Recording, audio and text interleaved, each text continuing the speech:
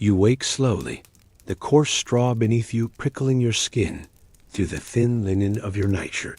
A chill gnaws at your bones, the kind of cold that sinks deep into your joints. A reminder that warmth is a luxury rarely afforded in this time.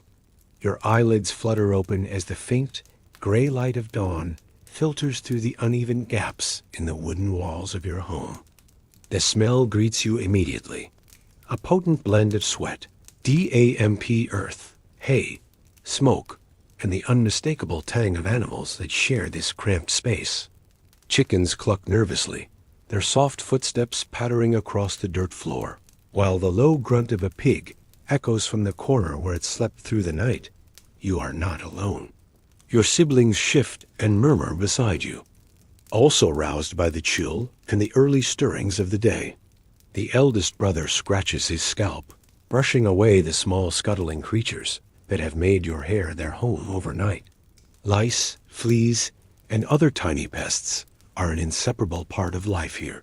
You inhale deeply, trying to summon strength for the tasks ahead, knowing the moment you rise, every muscle in your body will ache and protest. Outside, the rooster has begun its relentless crowing. The sound pierces through the thin walls, bouncing off the wooden beams. Each crow seems to cut a little deeper into the morning silence, demanding that you get up, that you face the day. There are no curtains to block the light, no soft sheets to cradle you. Every piece of furniture is functional, and comfort is nearly non-existent. You swing your legs off the bed of straw and press your feet into the cold, hard floor. Your toes meet the grit of dirt, fragments of straw, and the occasional small stone carried in from the yard. You move toward the door, your body shivering slightly, muscles stiff from the night's uneasy sleep. Even these first few steps feel like an effort too great, yet they must be taken. Survival depends on the small, deliberate movements you make from the moment you rise. The morning air is damp, smelling of wet soil and manure. Mist lingers low over the fields, and the faint smell of smoke from last night's hearth drifts through the open doorway. Every inhalation carries with it the reality of your life, a life intertwined with the earth, the animals, and the relentless rhythm of labor. Hunger gnaws at your stomach. Last night's meager meal was barely enough to sustain you, and already your body craves nourishment. Yet before any food can be had, there is a basic need that must be addressed. You step outside toward the corner designated for such matters. There is no chamber pot, no private room. Only the cold, uneven ground and the open air. The wind bites at your skin, and the sound of rustling leaves reminds you that you are exposed, vulnerable. You perform the necessary task quickly, hoping to finish before the chickens wander too close. The sun has not yet risen high enough to burn away the chill, and even a small breeze feels sharp and intrusive. Returning inside, you pause to stretch. Your back aches slightly, a reminder of yesterday's labor in the fields. The straw shifts beneath your weight as you adjust your posture, and you feel the scratch of rough fibers against your skin. Your hands reach out instinctively to brush away the remaining insects, but there is little time for comfort. Soon, the family will gather for the first meal of the day. The house itself is small, constructed of rough-hewn timbers and wattle walls filled with clay and straw. Gaps between the beams allow the cold to enter freely, and cracks in the floor let the dampness rise from the earth below. The roof above, thatched with reeds, creaks slightly under the weight of lingering dew and the occasional bird landing overhead. Inside, the space is shared by everyone, your parents, siblings, and sometimes even a few animals seeking warmth. A goat might huddle in the corner, a cat weaving between your legs, and perhaps the family dog lying near the hearth if there is any fire left from last night.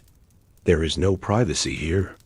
Even your moments of waking are communal, shared with the household.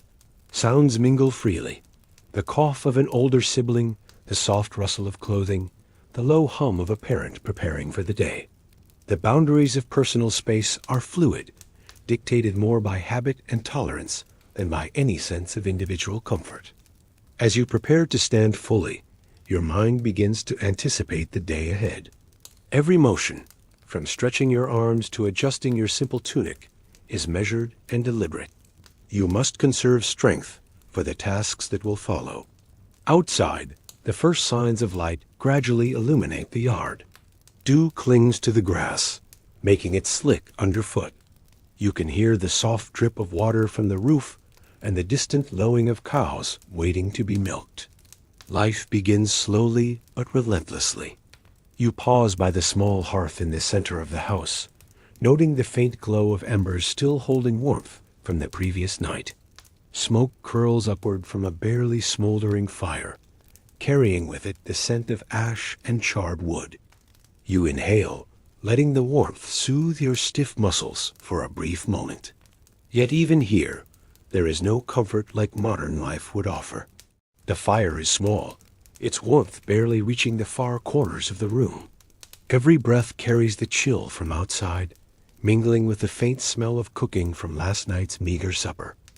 Your hands brush against the simple wooden furniture, a low table, a stool or two, and perhaps a crude chest containing a few personal belongings.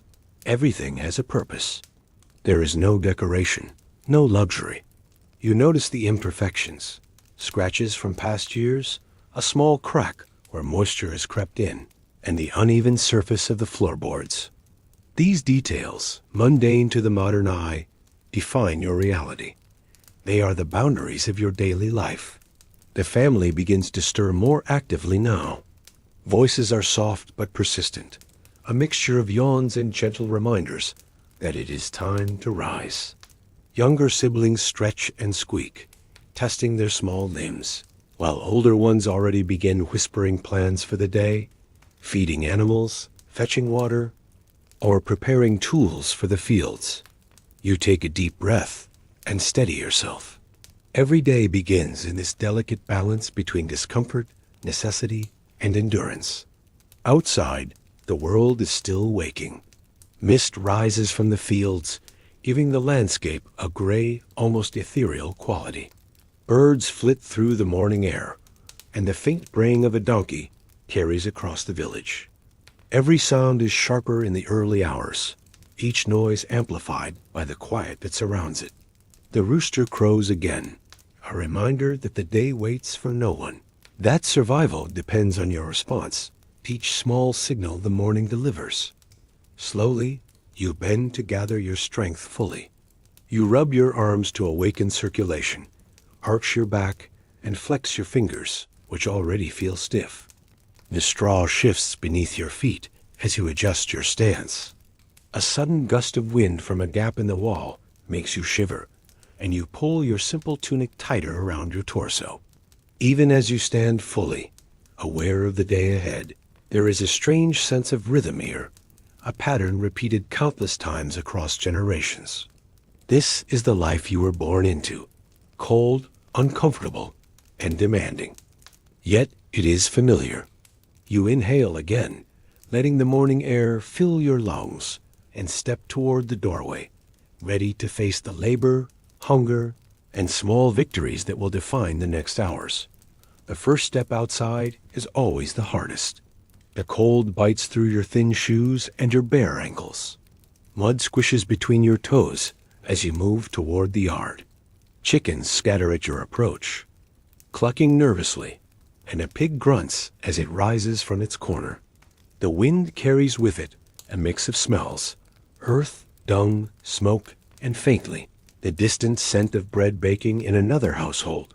These sensory details will stay with you, marking the beginning of another day in the Middle Ages, a day in which comfort is nearly impossible, and survival is earned with every careful, deliberate action. The morning has arrived fully, and the first meal of the day beckons. You make your way to the small, uneven wooden table that occupies the center of the room. The surface is rough and scarred, worn down by countless meals and hands. On it rests the simple provisions that will sustain your body for the coming hours. A few slices of hard bread, some coarse cheese if fortune smiled upon the household, and perhaps a small portion of porridge cooked over the hearth. The smell is modest, earthy, and slightly bitter, but it is enough to awaken a sense of gratitude. Children sit quietly, their small bodies hunched over their bread, shivering slightly in the cold morning air. Each bite is deliberate, measured, as if savoring every morsel might make it last longer.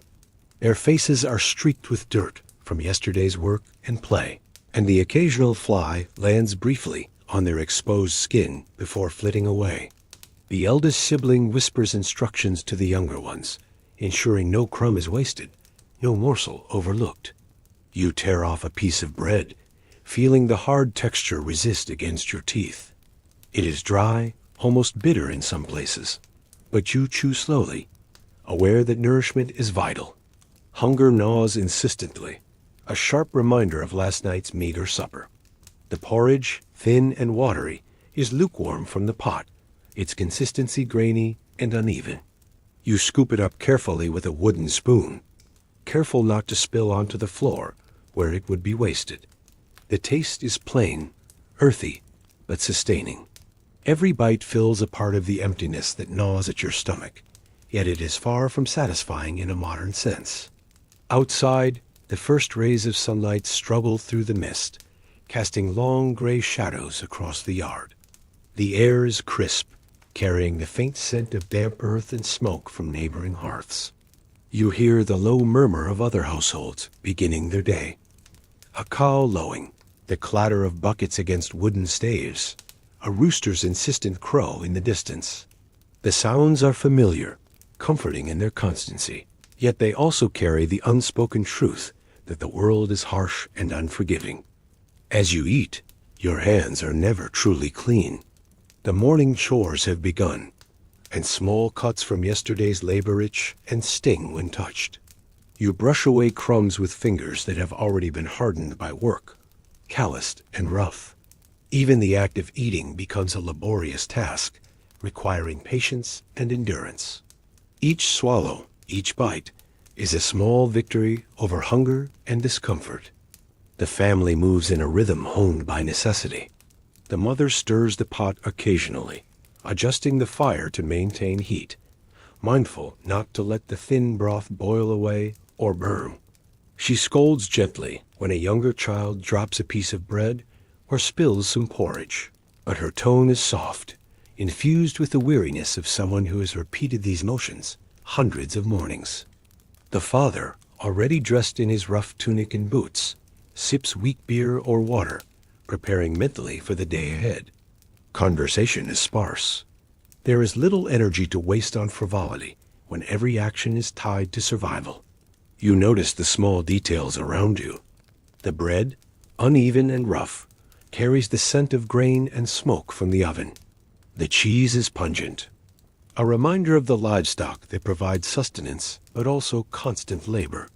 Occasionally, a rat or mouse might scuttle along the far corner of the room, seeking crumbs, and the family either ignores it or drives it away with a broom. The presence of such creatures is normal. They are part of life in a household, like yours. You drink water from a wooden bowl, its surface rough and slightly warped from repeated use. The water is cold, carrying a faint earthy taste from the well. Every sip is both relief and necessity, quenching thirst, but also reminding you of the scarcity of clean, fresh water. Soap is rare, and washing hands before a meal is more about removing large clumps of dirt than achieving cleanliness. Hygiene is a constant compromise in this world. The children finish their portion quickly, eager to leave the table and begin the day's work. Some are sent to tend animals, carrying buckets of water to the livestock or feeding chickens and pigs. Their small hands are strong from practice, and their faces are serious with concentration. Even play is brief and measured. Every action is a task, every movement counted. You watch them for a moment, noting the efficiency with which they move, the careful way they handle each tool or chore. Survival begins in childhood, and leisure is fleeting. Outside, the mist has begun to lift, revealing the uneven cobbled paths of the village. You hear neighbors speaking in low voices as they begin their labor. Farmers preparing carts, women gathering firewood, the faint clatter of tools against stone. The morning air carries a chill, yet also the faint warmth of the rising sun, a promise that the day will eventually hold light, even if it will be filled with toil. Your own body responds to the food you have eaten. Hunger is slightly diminished. Muscles feel a touch more energetic, though fatigue remains. You shift slightly on the stool, stretching your back and arms. The wooden seat is hard, uncomfortable, yet it is functional. The table creaks under your movements, a reminder that every object in your home is both simple and necessary. There is no excess, no comfort beyond the essential. As you finish the last bite of bread and sip the remaining porridge, the room fills with the sounds of morning preparation.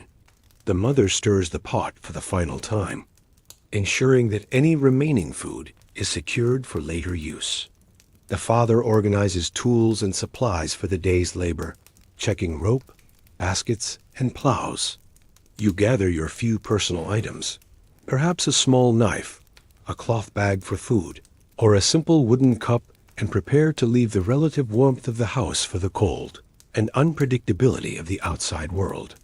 The family exchanges few words, their communication mostly practical.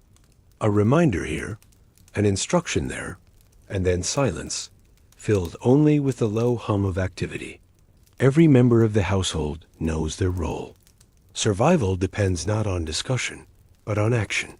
Each person has a part to play, and efficiency is critical. You rise from the table, feeling the stiffness in your limbs. The fire in the hearth has dwindled to embers, barely providing warmth. Outside, the day is slowly revealing itself.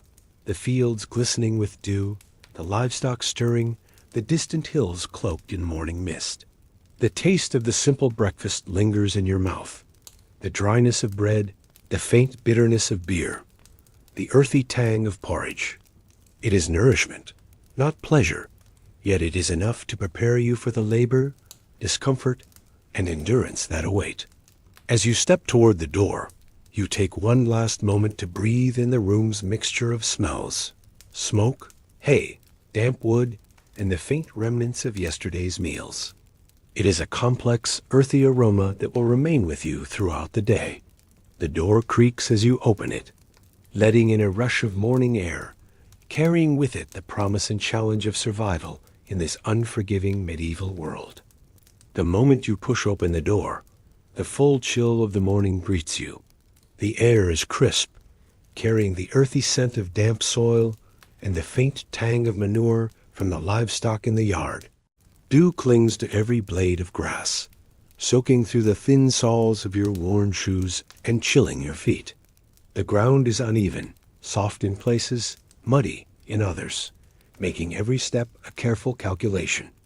The yard is alive with sound, the clucking of chickens, the low grunt of pigs stirring, and the occasional bray of a donkey from the neighboring pen.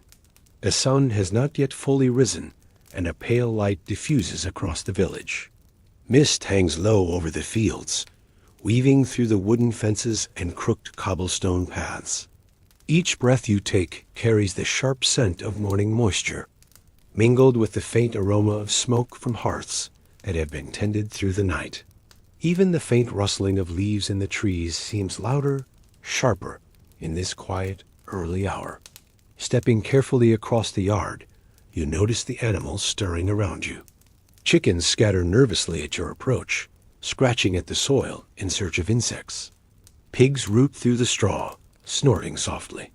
A goat leans its head over the fence, bleeding in hunger or curiosity. You are careful not to trip over the uneven stones or sink too far into the muddy patches, as a misstep could leave your feet wet and chilled for hours to come. Neighbors begin to emerge from their homes, each moving with purpose. A woman carries a pail of water from the well, her movements steady and precise, honed by years of repetition. A boy guides a cart laden with firewood, struggling under the weight but determined to finish before the sun climbs higher. The rhythm of the village is established early, with every action synchronized to the necessities of survival. There is no idle chatter, only the low murmur of instructions and the sound of labor in motion. The cobblestone paths are slick with dew, and you move cautiously to avoid slipping. Each step squelches in the mud, sending droplets onto your already damp clothing. Your hands brush against the rough wood of a fence for balance, the splinters biting into your skin, and yet you continue, knowing that caution is not optional. The day ahead is long, and injury could be catastrophic. Every motion must be deliberate, every step calculated. Children weave through the adults, carrying small baskets or tending the younger animals. Their small feet patter softly against the stones, and they giggle quietly when a chicken darts between their legs. Despite the cold and discomfort, there is a fleeting lightness in their movement, a brief contrast to the relentless weight of adult labor. Yet their laughter is tempered by instruction and correction. Even play is bound by the rules of survival. The wind carries whispers of distant sounds, the clatter of a blacksmith striking iron in a nearby forge, the lowing of cattle from the far pasture, and the faint cries of traders arriving at the village market. You listen carefully, learning to interpret these cues. They signal the rhythm of the day, the presence of others, and sometimes the warning of approaching weather. In this world, awareness of your environment is not optional. It is essential. You pass by a small garden, its beds bordered with rough wooden planks. Frost lingers on the leaves, and small shoots of vegetables emerge stubbornly from the soil. The smell is faint but distinct, a mixture of earth, dew, and the sharp tang of early morning growth. Perhaps the household will harvest a few leaves today, adding a rare touch of freshness to the otherwise monotonous meals. You note the work required, bending, pulling, and carrying, all before the sun reaches its peak. Animals demand attention constantly. A cow shifts impatiently, lowing for milking. You move toward it with practiced ease, despite the cold biting your fingers and the stiffness in your back from yesterday's work. Each motion is repetitive, learned through countless mornings. You brace the animal, position the pail, and begin the slow, methodical process of milking. Every drop collected is precious, feeding the household and providing nutrition for those too young or weak to work in the fields. The wind picks up slightly, rustling the trees and carrying the faint scent of the nearby river. Clouds drift low across the sky, hinting at the possibility of rain later in the day. You make mental notes, adjusting the timing of chores and considering how the weather will affect the soil, the animals, and the work to come. The medieval day is dictated by the sun, the wind, and the unpredictability of nature, not by clocks or schedules. You notice small signs of life everywhere. A cat slinks along the fence, eyeing the birds nervously. Flies buzz near the straw, already active in the morning warmth. Worms wriggle through the moist earth, unseen but essential, aerating the soil and preparing it for planting. Every element of the yard, from the smallest insect to the largest animal, plays a part in the complex web of survival. Awareness of these details is ingrained through necessity. Ignoring them could have consequences. The path to the fields is long and uneven, winding past several households, each busy with its own preparation. Tools lean against walls. Wooden rakes, iron hoes, and baskets made of woven reeds. You pass silently, aware that every villager is engaged in a personal struggle against hunger and fatigue. Eye contact is minimal. Communication is reserved for essential tasks. The morning is a quiet, focused time, a prelude to the full exertion that will come with daylight. Your feet sink slightly into the muddy soil as you approach the first field. The work ahead looms large in your mind: tilling, planting, harvesting, and tending animals. The landscape stretches endlessly, a patchwork of earth, grass, and crops, each plot maintained with care and constant attention. You pause briefly to take in the view, noting the faint mist rising from the furrows, the soft glint of dew on leaves, and the distant hills where other villagers are already at work. Despite the chill and discomfort, there is a strange beauty to this moment. The world is quiet yet alive, each movement purposeful. The morning light casts a gray-golden hue across the village, illuminating the textures of the wooden homes, the stone paths, and the earthy fields. You inhale deeply, letting the air fill your lungs, and brace yourself for the labor to come. Every step, every breath, and every movement is a reminder of the rhythm of life in the Middle Ages. Comfort is rare. Survival requires endurance, awareness, and unrelenting effort. You are now fully awake, fully present, and stepping into a world that is as unforgiving as it is vital, ready to face the day, one calculated motion at a time. As the sun climbs higher, the day's work begins in earnest. You step into the fields, feeling the soft mud cling to your boots, cold and damp against your skin. The morning chill has faded slightly, replaced by the growing warmth of the sun, yet it does little to lessen the fatigue already present in your muscles. Your back aches, your hands are raw from previous labor, and every movement reminds you of yesterday's exertions. The first task is clearing the soil for planting. You grip a wooden hoe, worn smooth from years of use, and begin to turn the earth. Each swing is deliberate, the handle heavy in your hands, the blade biting into the dense soil. Sweat soon gathers on your brow, running down your temples and soaking into your tunic. The sun grows warmer, its rays pressing down relentlessly, yet there is no respite. Every moment spent idle is a moment that risks failure of the crop, failure of the household, failure to meet the expectations of survival. Children work alongside adults, carrying water to the plants, gathering weeds, or helping tend small animals. Their small hands are surprisingly capable, moving quickly, yet every so often, a stumble or a dropped basket requires a gentle reprimand or a helping hand. Despite the harshness, there is a rhythm to these motions, a dance perfected through repetition over countless generations. The sound of the soil being turned, the rhythmic thud of the hoe against the earth, and the soft clatter of baskets filled with produce creates a continuous backdrop to your day. You pause briefly to wipe your brow with the back of your sleeve, grimacing as the motion irritates the scratches and small cuts on your arms. Insects buzz around your head, flies, gnats, and the occasional mosquito, all drawn by sweat and the scent of disturbed earth. You swat at them with your free hand, aware that each bite will only add to the discomfort of the day. The sun climbs higher and the work grows more strenuous.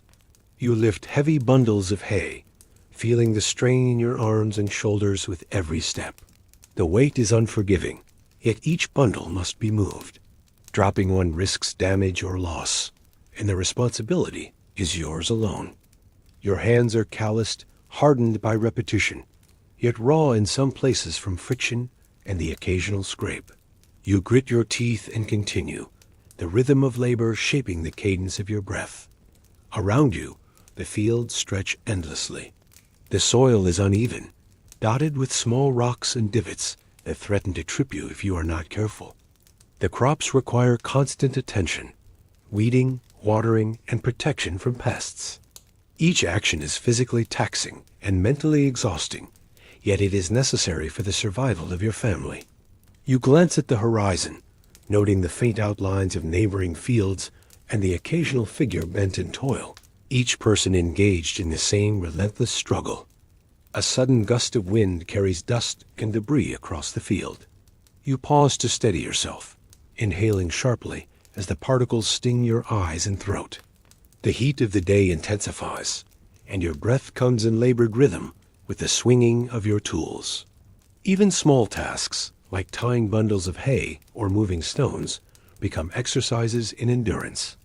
Every motion, every effort, is a negotiation between strength and exhaustion. The animals also require attention. A cow must be milked mid-morning, its patience finite.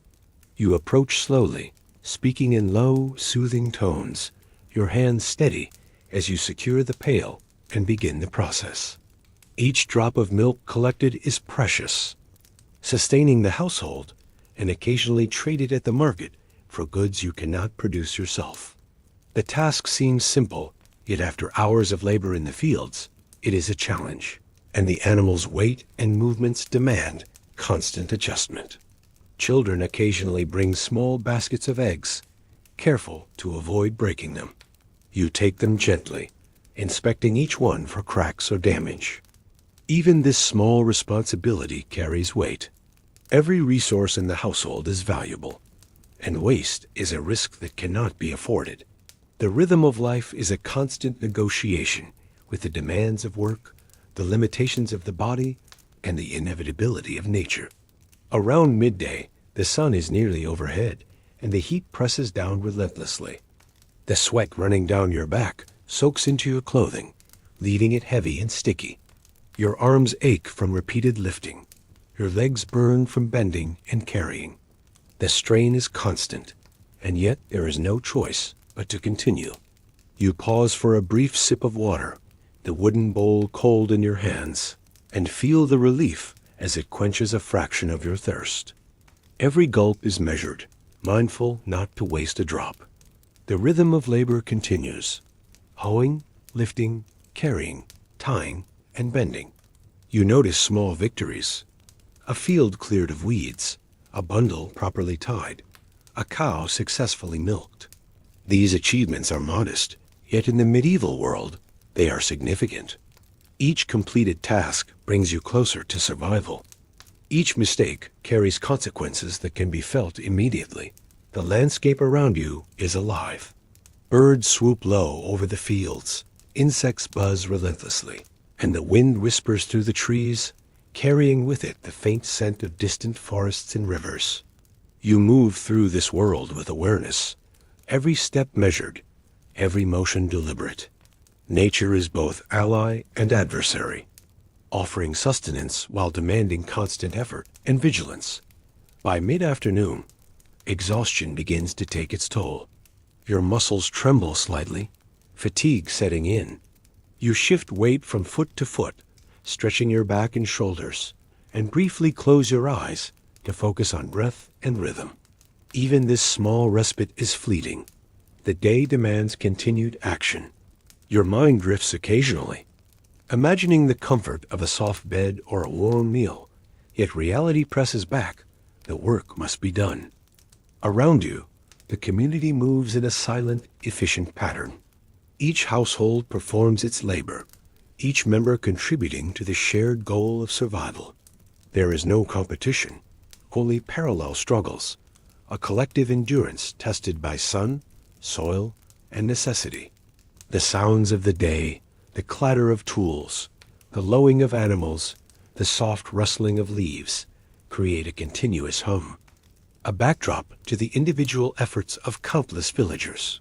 As the afternoon stretches on, the physical and mental strain compounds. Your hands are blistered, your back aches, and every movement requires careful thought. Yet there is a rhythm to the labor, a repetitive cadence that, though exhausting, is strangely meditative. The mind focuses on the next motion, the next bundle, the next sweep of the hoe, and time becomes both elongated and compressed, measured by work rather than hours. You notice small incidents. A basket tips slightly, a goat wanders into the wrong pen, a stone rolls unexpectedly. Each requires immediate attention, a quick correction to prevent further complication. Even minor distractions carry weight. In this world, small failures can ripple outward, affecting the household and the day's productivity. By late afternoon, your body is drenched in sweat and dirt, your clothing clinging uncomfortably. Yet the field begins to show the fruits of your labor. A cleared section of soil, a row of freshly planted seeds, bundles stacked neatly. These modest successes provide a fleeting sense of accomplishment, a reassurance that effort is not entirely in vain. The labor is relentless, unyielding, and exhausting. It is both a physical and mental trial, shaping your body, your endurance, and your understanding of survival. Every action, from lifting a bundle of hay to bending over to plant seeds, carries the weight of necessity. There is no room for complaint, only acceptance and perseverance. As the sun begins its descent, casting long shadows across the field, you pause briefly to survey your work. The sweat stings your eyes, your muscles protest, yet you feel a quiet satisfaction in the progress made. The day is far from over, but this moment, standing amidst the fields you have tended with your own hands, is a testament to the resilience required to endure life in the Middle Ages. By midday, the laboring sun has climbed high, its rays beating down relentlessly on the village and fields alike. You pause briefly, leaning against a worn wooden fence to catch your breath. Your chest rises and falls rapidly, and the sweat dripping down your back soaks into your rough tunic. The early morning chill has faded, replaced by the heavy warmth of the afternoon sun. Yet the heat offers no comfort. It merely intensifies the fatigue already seeping into your muscles and bones. The time for the first proper meal of the day has arrived, though it is neither leisurely nor abundant. Lunch in the Middle Ages is a modest affair, dictated by necessity rather than taste. You gather with your family around the central table of the household, the same rough, scarred surface that has borne the weight of countless meals before. On it rests the simple provisions: stale bread, perhaps softened slightly in weak beer or warm water, a small portion of porridge, watery and grainy, a few roots or boiled vegetables if fortune smiled upon the household, and occasionally a small hunk of cheese or preserved meat, a rare luxury. The smell is earthy, a mixture of bread, grain, and the faint tang of smoke from the morning's cooking fire. It is not pleasant in the modern sense, but it is nourishing, and that fact alone commands attention and respect. Children huddle on small stools, picking at their portions with hands already calloused from chores, while the adults eat with quiet efficiency. Conversation is minimal, limited to instructions, reminders, or the occasional murmur of concern over a task yet to be completed. Each bite is deliberate. The bread is dry, tough against your teeth, and the porridge grainy and thin. You chew slowly, mindful of the necessity of nourishment over enjoyment. Flies buzz persistently around the table, drawn by crumbs and exposed skin. Occasionally, one lands on your hand or shoulder, a minor annoyance, but an ever-present companion in this world. You wave it away without thought, accustomed to such intrusions from an early age. The mother tends to the meal with practiced hands, ensuring that every scrap is available for consumption. She stirs the porridge carefully, checking its consistency, and adjusts the small fire beneath the pot with precision. Each movement is deliberate, honed over years of repetition. The father sits nearby, observing and giving occasional instructions, his hands rough and scarred from work in the fields. He drinks water from a wooden bowl or a sip of weak beer, as is common, and instructs the children quietly on their next tasks. Outside, the sounds of the village continue in a subdued symphony. Chickens scratch in the yard, the lowing of cows carries from distant pastures, and the soft clatter of tools being readied for afternoon work forms a continuous background. The wind stirs the leaves of nearby trees, carrying with it the faint smell of earth, dew, and the occasional smoke from a distant hearth. Even in this brief respite, the world beyond the table continues to demand attention and awareness. Children eat quickly, their small fingers gripping bread or dipping into the porridge. Their faces, smudged with dirt and sweat, reveal concentration and seriousness unusual for their age. Play is minimal, and even laughter is restrained, for the midday meal is a pause in labor, not leisure. Every action, even this simple one, carries weight in a life dictated by survival. You notice the small details of the meal, the uneven texture of the bread, the occasional grit embedded in the porridge, the subtle aroma of cooked vegetables. These elements, mundane to a modern observer, are essential here. They sustain you, strengthen your body for the work ahead, and remind you of the constant negotiation between scarcity and need. As you eat, your body responds. Hunger eases slightly, muscles gain a touch of renewed energy, and the stiffness in your back and legs softens just enough to allow for continued labor. Yet fatigue remains, a constant companion throughout the day. Each bite you take is a reminder of the relentless cycle. Work, nourishment, rest, and labor again. Comfort is fleeting, and every small relief must be cherished. The children finish their portions quickly and rise to assist with chores. Some carry water to the animals, refill troughs, or collect firewood. Others tend to smaller tasks, such as cleaning tools or gathering weeds from garden plots. Their work is observed and occasionally corrected by the adults, whose sharp eyes miss nothing. Every family member contributes, aware that efficiency is crucial and mistakes are costly. Even during this pause, insects continue their presence.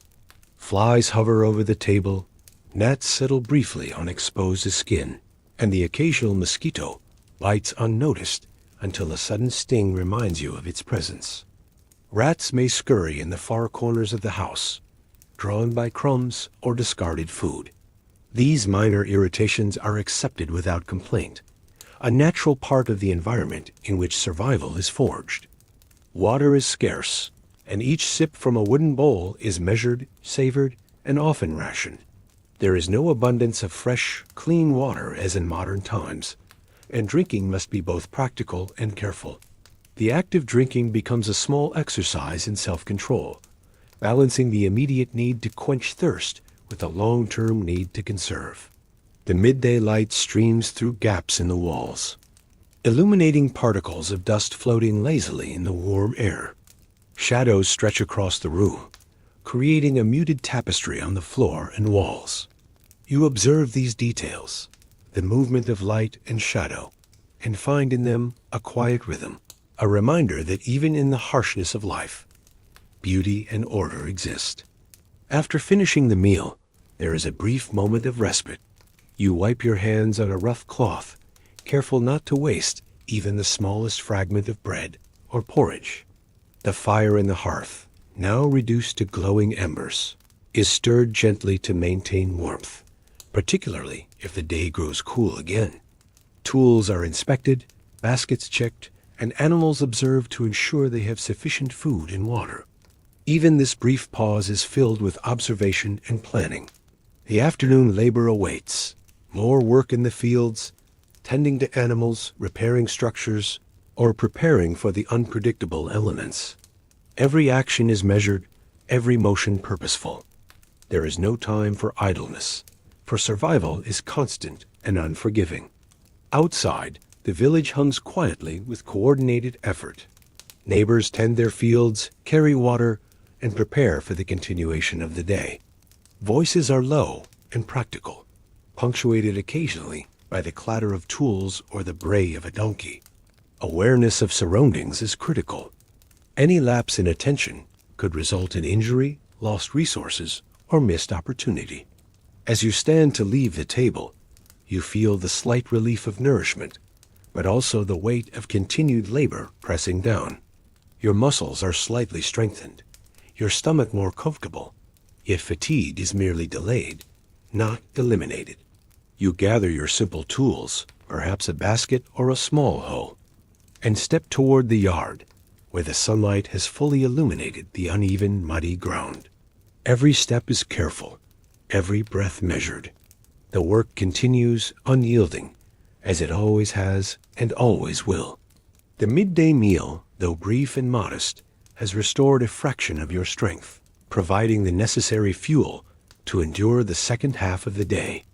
You move with deliberate efficiency, ready to rejoin the rhythm of labor, aware that even this respite is fleeting. The midday meal is a study in practicality, nourishment over taste, efficiency over leisure, and survival over comfort. Each bite, each sip, and each motion is a small affirmation of the endurance required to exist in this unforgiving world. The meal ends, leaving traces of breadcrumbs, porridge residue, and the lingering smells of food that have sustained life for centuries. With the last swallow and a final sip of water, you prepare to face the afternoon, aware of the challenges yet to come. The world outside is alive with motion, the air thick with heat, dust, and the scent of earth and animals. The day is far from over, and the work is relentless. Yet you step forward with renewed determination, fortified by the small, essential ritual of the midday meal. The afternoon sun climbs higher, but the sky begins to shift. Clouds gather in slow, heavy swells, promising the arrival of rain or perhaps a sudden storm. The wind picks up, rustling the leaves of nearby trees and carrying the scent of wet earth from the distant fields. You pause for a moment, tilting your head to feel the breeze against your face and sense the first hints of droplets in the air. Life in the Middle Ages is dictated not by convenience or comfort, but by the capriciousness of nature. Every day is a negotiation with the elements, and survival demands awareness, adaptability, and endurance. You adjust your tunic, pulling it tighter around your shoulders, and glance around the field. The soil, already damp from morning dew, will become increasingly treacherous if rain falls. Mud will cling to your boots, tools will become slippery, and the risk of injury rises with every movement. Yet work must continue. The animals must be fed, crops must be tended, and chores cannot be postponed. Hesitation could mean disaster, whether through lost yield, sickened livestock, or missed opportunity. As you step carefully over the uneven ground, droplets begin to dot your skin, cold against your warmth, chilling your arms and legs through the thin fabric of your clothing. The wind carries these droplets in unpredictable gusts, sometimes spraying your face, sometimes slipping unnoticed along your back. Your hair clings to your forehead, damp and sticky, and the chill bites at your fingers, making every motion slightly more laborious. Even this small discomfort compounds over hours of relentless work. The animals sense the shift in weather immediately. Chickens huddle closer to their coops, feathers ruffled and fluffed against the growing wind. Pigs grunt uneasily, pawing at the straw as if to brace themselves against the coming storm. A goat bleats and scampers to a corner, seeking shelter. You move among them, speaking in low, soothing tones, adjusting their pens and securing gates. Each action is methodical, practiced, and urgent. Even the smallest lapse could result in lost livestock, injury, or disruption to the fragile rhythm of the household. The clouds darken further, casting a muted gray light over the fields. Shadows are less defined, and the world takes on a strange, quiet hush, as if nature itself is holding its breath. You pause, taking in the visual and sensory details, the bending of tree branches under the wind, the shifting dust and soil, the distant rumble of thunder from far-off hills. Awareness is survival here. Anticipation and preparation are not choices but necessities. Your hands, already calloused from labor, now face a different challenge. Tools become slippery with moisture. Handles of wooden hoes and rakes are slick, and even a firm grip must be adjusted with attention. Every swing, lift, and push requires more effort as your body compensates for the elements. Sweat mixes with rain on your skin, making your movements heavier, your clothing cling uncomfortably. Fatigue presses into your limbs, yet there is no option but to continue. The rain arrives fully, falling in cold, uneven sheets that soak the earth and everyone in it. Each drop strikes with a soft patter at first, then grows into a steady rhythm that echoes across the fields. Mud forms quickly beneath your boots, sucking at each step, slowing movement, and making the simplest task physically taxing. You lift bundles of hay with care, balance tools against your shoulder, and adjust coverings for the animals. The sound of rain pelting the soil, the low grunts of livestock, and the rustle of leaves overhead creates a continuous sensory backdrop to your labor. Even brief moments of rest are fleeting. You pause to wipe your face, but the rain soaks through your sleeve almost immediately. Your hair drips water into your eyes, and you must blink repeatedly to clear vision. The chill penetrates, settling deep into your muscles and bones, and every motion now carries a heightened awareness of the fragility of the human body. In the Middle Ages, warmth and shelter are never guaranteed, and the elements are impartial, demanding resilience and constant adaptation. Despite discomfort, work continues. Fields must be tended, animals cared for, and tools maintained. Each movement is deliberate, every action calculated to minimize wasted effort. Even the rain offers its own rhythm, a metronome for labor, marking each swing of the hoe, each step across slippery soil, each careful adjustment of the livestock pens. Nature dictates not only the difficulty of the day, but its cadence and flow. The villagers around you are similarly engaged. Neighbors move with quiet determination, voices low against the storm, sharing instructions when necessary, but mostly focused on their own tasks. The distant rumble of thunder adds urgency to every motion, reminding all that delay could be disastrous. Lightning occasionally flashes, brief and blinding, illuminating the soaked fields and shivering animals. Awareness of these small, sudden changes is critical, and every villager remains vigilant, body and mind aligned with the rhythm of the storm. You notice the physical toll of these conditions. Hands blister and crack faster under wet wood and rope. Muscles ache more intensely as cold seeps in, and joints stiffen under persistent exposure. Fatigue accumulates more quickly, and every breath carries the weight of exertion in damp, chilled air. Small injuries are inevitable. Cuts, scrapes, and bruises are common, and they sting sharply when exposed to rain. Yet the work cannot pause. Survival depends on continued effort, regardless of personal discomfort. Animals respond instinctively to the elements. Chickens crowd together in corners, shaking their feathers to maintain warmth. Cows shift uneasily, lowing softly as they sense change in the air. Pigs huddle in straw, making small adjustments to protect themselves. Each movement requires observation and occasional intervention on your part, moving gates, adjusting coverings, and ensuring access to water. Even in a storm, the demands of living creatures never cease. The world becomes a symphony of sensation. The cold of rain on skin, the heavy scent of wet earth, the rhythmic patter of droplets on leaves and rooftops, the occasional clap of thunder, the wind bending trees and scattering debris. Your mind, though weary, sharpens with attention. Every sound, sight, and movement is interpreted as information critical to survival. In this environment, distraction or inattention is dangerous. Hours pass under these conditions, and still work continues. The fields, the livestock, and the household demand attention without pause. Each step, each swing, each motion requires endurance, skill, and mindfulness. By mid-afternoon, muscles tremble with exhaustion, clothing clings to every contour of the body, and the chill seeps deeper with each passing hour. Yet you endure, compelled by necessity and the rhythm of survival. Finally, as the storm begins to abate, you pause to survey the results of your labor. The soil has been turned, the animals attended, and the tools managed despite the rain. Your body is soaked and aching, yet there is a quiet satisfaction in this accomplishment. The elements are unforgiving, but so is the human will. Survival in the Middle Ages demands both. As the sky lightens and the last drops of rain fall, you take a moment to inhale deeply. The air smells of wet earth, moss, and the faint sweetness of disturbed foliage. Your body aches, muscles trembling slightly, yet there is an understanding.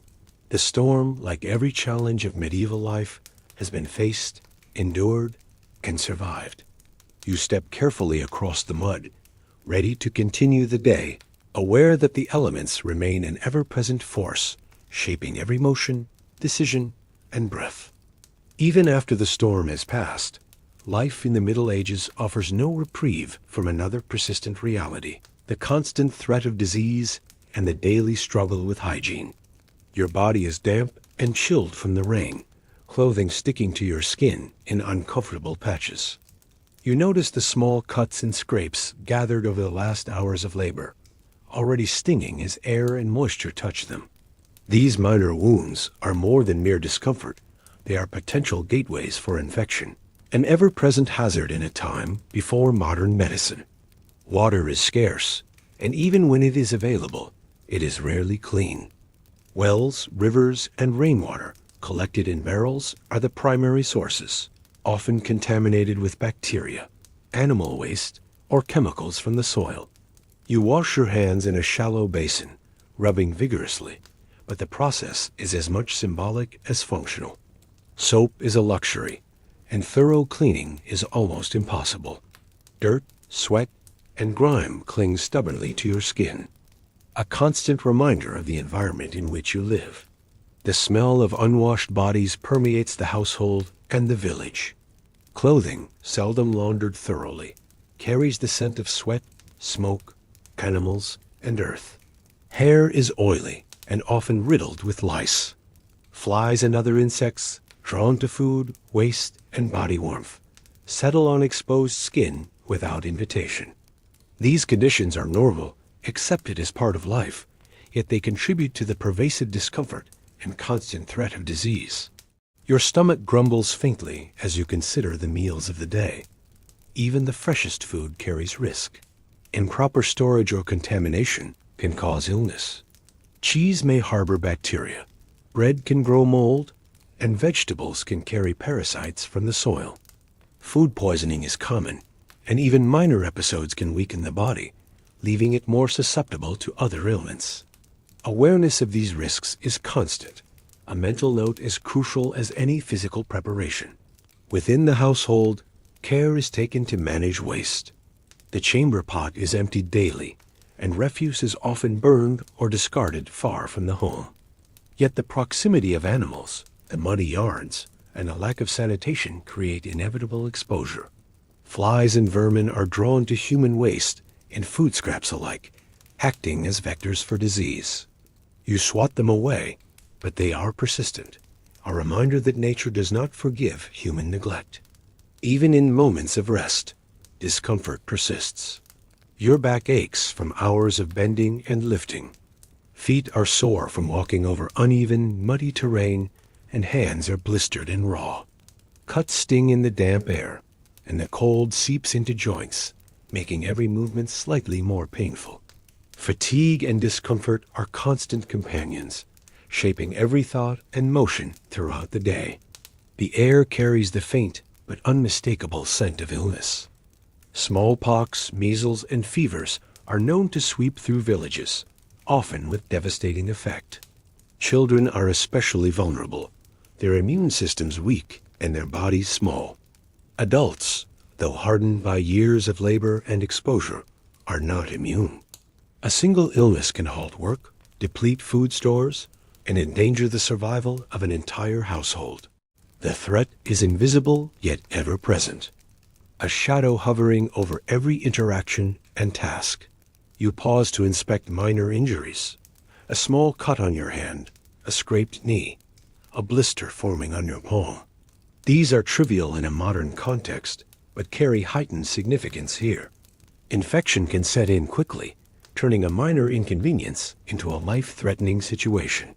You clean each wound as best you can with water, rubbing dirt away and applying whatever makeshift ointment is available, usually a mixture of fat, herbs, or ash. It is rudimentary, but it is all that can be done. The constant presence of vermin adds another layer of concern. Rats and mice move stealthily through the yard, scavenging for crumbs and nesting in hidden corners. Their fur carries fleas, and fleas carry disease. You observe the animals cautiously, shooing them away from food stores or living areas. Yet know that complete prevention is impossible. Even a moment of carelessness can invite infestation, bringing with it both nuisance and potential illness. Sweat mixes with grime, rainwater, and the dust kicked up by labor, creating a film on your skin that is difficult to remove. You wipe your face with a cloth, but it becomes dirty almost immediately. This layer of accumulated matter not only causes discomfort, but increases the risk of skin irritation, fungal infections, and other minor ailments. Yet in this environment, such problems are considered part of daily life, tolerated as much as the sun, wind, or rain. The smells of the household and surroundings are overwhelming at times. Animals, human waste, cooking fires, and damp earth mingle to create a persistent, complex odor. You become partially desensitized over time, learning to ignore what the senses constantly report, focusing instead on the tasks at hand. Yet the subconscious awareness of these smells never fully fades, a constant reminder of the precariousness of medieval life. Even sleep offers only limited relief. Beds are simple, often straw-stuffed mattresses shared with others or with animals. The presence of lice, fleas, and other pests is common. You lie down with the aching body and mind, hoping for rest, yet the discomfort is never entirely absent.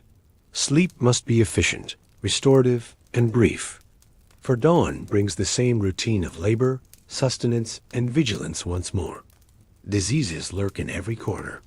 Contaminated water sources, spoiled food, vermin, and airborne pathogens all pose threats.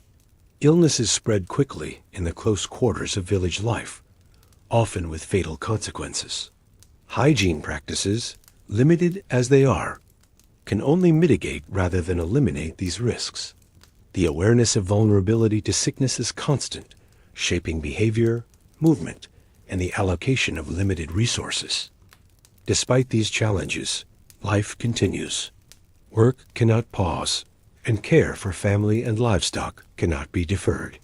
Every step, every motion, every task must be completed with an understanding of both the immediate and long-term consequences.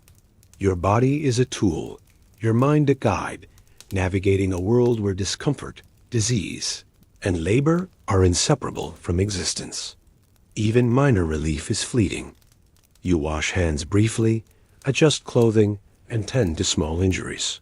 The process provides temporary comfort, but the underlying conditions, dampness, exposure, pests, and unsanitary surroundings remain. Awareness and adaptability are essential. Every action, from wiping sweat to adjusting a bundle of hay, carries significance, balancing survival against discomfort and risk. By evening, fatigue has accumulated. Muscles ache, joints stiffen, and minor injuries throb. The body bears the marks of constant labor and exposure. Dirt-embedded cuts, blistered hands, chapped skin, and worn soles. Yet this is the reality of medieval life, accepted and endured by necessity. Survival depends on resilience, observation, and the careful management of limited resources. You glance around the yard, noting the animals, tools, and household arrangements. Everything has been attended to as best possible under the circumstances. The small triumphs of hygiene-washed hands, cleaned wounds, secured food are modest yet significant. They represent control over a world that otherwise offers little leniency. As night approaches, the awareness of vulnerability persists. Illness, injury, and fatigue are constants, yet the body has endured another day. Reflection on the day's labor, the minor victories, and the continuous adaptation to discomfort provides a sense of accomplishment. Survival in the Middle Ages is never guaranteed, yet each day completed is a testament to human endurance and resilience. As the sun begins its slow descent toward the horizon, casting long amber shadows across the village, the day's labor is far from complete. Evening chores demand attention, often more physically taxing than the morning, because fatigue now presses heavily on every muscle and joint. You step into the yard, where the uneven ground, still damp from earlier rain, clings to your boots and slows your movements. The air carries a mix of scents: wet earth, manure from the livestock, smoke from the distant hearths, and the lingering odor of sweat from a day of hard labor. The first task is tending to the animals. Chickens must be gathered and returned to their coops before darkness falls. They squawk and flap, scattering in every direction, their feathers damp and matted. You chase them with careful steps, scooping up the more obstinate ones and guiding them into the wooden enclosure. The coop doors must be secured tightly, for predators lurk in the night: foxes, weasels, and sometimes even wandering dogs looking for an easy meal. Each lock of the latch is tested, every hinge inspected, because a single lapse can result in chaos and loss. Next, you move to the larger livestock. Cows, pigs, and goats must be checked, fed, and watered. You refill troughs, distribute feed, and guide animals to dry, sheltered areas. Each motion is deliberate, despite the soreness pressing through your limbs. The cows, impatient for the evening milking, low softly, reminding you of their needs. You kneel beside a cow, positioning the pail with precision, and begin the slow, methodical process of milking. Each drop is precious. Waste is not tolerated. Sweat mingles with residual rain on your back, the wooden bucket slick in your hands. The pigs grunt and nuzzle through straw, rooting for scraps of food. You toss a small portion of leftovers, watching them scramble and snuffle eagerly. Their small, wet noses leave marks on your clothing, but even this minor inconvenience is ignored in the rhythm of survival. The goats require attention as well, their sharp hooves clattering against the stone yard as they move restlessly. Each animal presents its own challenge, yet routine and practice guide your actions with efficiency born of necessity. Once the animals are tended, you turn to tools and equipment. Wooden rakes, iron hose, and baskets must be cleaned, dried, and stored properly. Mud and grime are scraped away, blades inspected for cracks or rust, and wooden handles checked for splinters or weakness. Even the simplest lapse in maintenance can lead to injury during the next day, Haas labor, or equipment failure in a crucial moment. You work meticulously, every motion deliberate despite the aching body and fatigued mind. The firewood must also be managed. The supply used during the day must be replenished, chopped, stacked, and protected from the dampness of evening dew. Each log lifted presses into sore muscles, yet the work is essential. Without sufficient firewood, cooking, warmth, and protection from insects or predators becomes compromised. Sweat runs down your face, stinging your eyes, yet you continue, mindful that the household depends on your effort. Water, a constant and precious resource, requires attention as well. Troughs and barrels are filled, water is checked for cleanliness, and containers are secured against contamination. The smallest oversight, an overturned barrel, a dirty scoop, can have consequences ranging from dehydration to illness. You move with precision, aware that survival hinges on both effort and attentiveness, no less critical than the day's physical labor. Evening chores also include tending to the household itself. Floors are swept, simple meals are prepared for later, and any urgent repairs, loose boards, torn coverings, broken hinges are addressed. The smell of damp wood, ash, and cooking blends into the background as you work. Every task, though modest in appearance, carries weight. Failure to complete any could imperil the comfort, safety, or survival of the household. Children are often enlisted to assist. They carry small loads, refill water containers, or feed smaller animals. Their small hands are capable but inexperienced, requiring careful observation. You guide them patiently, correcting mistakes, reinforcing safety, and teaching the necessary skills for survival. Even play is practical, imbued with purpose, as every action serves a function in the household's continuity. The wind picks up again as dusk settles. Leaves rustle, dust rises, and the fading light casts long shadows across the yard. You adjust coverings for the animals, tie down tools, and check that pathways are clear. The uneven, muddy terrain threatens every step, making balance critical. One misstep could lead to injury, which in turn could compromise your ability to complete essential tasks before darkness fully falls. By this point, your body protests every motion. Arms tremble, legs ache, and your back is stiff from repeated bending and lifting.